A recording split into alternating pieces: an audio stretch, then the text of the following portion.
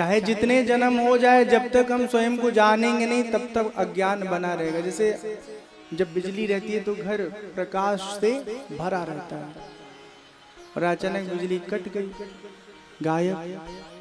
अब कमरे में चारों तरफ अंधकार। किसी ने कहा चिंता मत करो, हम बाल्टी में भर भर के सब बाहर फेंक देंगे, बस 15-20 मिनट लगेगा। 15-20 मिनट नहीं, जीवन भर बाल्टी में भर भर के अंधकार को बाहर फेंकिएगा, वो कहीं जाएगा नहीं।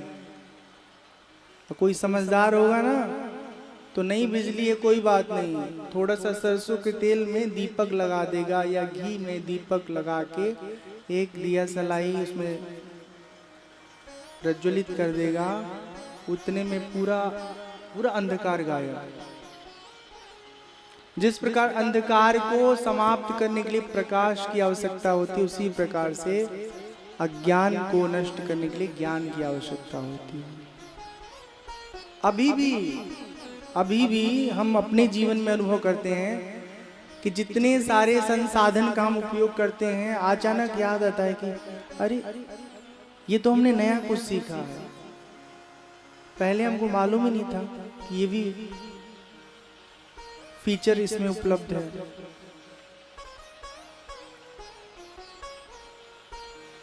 किसी भी क्षेत्र में आगे बढ़ना है, विशेषता हासिल करनी है, सफलता हासिल करनी है, तो आपको उस विषय के विषय में, उस विषय से संबंधित ज्ञान प्राप्त करना अनिवार्य है हम सबके लिए। राम कौन है, यह प्रश्न करते हैं भरद्वाज जी याज्ञवल्क्य जी से, और साथ ही साथ कहते हैं कि गुरुजन से कभी अपने कमी को छुपाना नहीं चाहिए। दुनिया भर के सामने चाहे जितना नाटक है कर लीजिए, ज्ञानी बन लीजिए, लेकिन जब गुरुदेव मिले तो वहां पर अपनी स्थिति व्यक्त कर दीजिए कि हम ये हाल में हैं। आप दुनिया को दिखाते हो मेकअप कर वर के कि हम बड़े अच्छे चमकदार हैं, हमें मालूम है हमारा पेट हमेशा कब्जियत से भरा रहता है। हाँ, उदाहरण के लिए बता रहे हैं, अपनी बात नहीं बता रहे हैं। या हमारे सीने में तकलीफ हो रही है, वो दर्द किसी को नहीं दिख रहा है, लेकिन दर्द है ये हमें महसूस हो रहा है। अब डॉक्टर साहब के पास गए, डॉक्टर साहब बोले कि कैसे हैं आप? अरे बहुत बढ़िया है, दिख नहीं रहा हम कितने अच्छे हैं। अब तो हो गया, आप ठीक।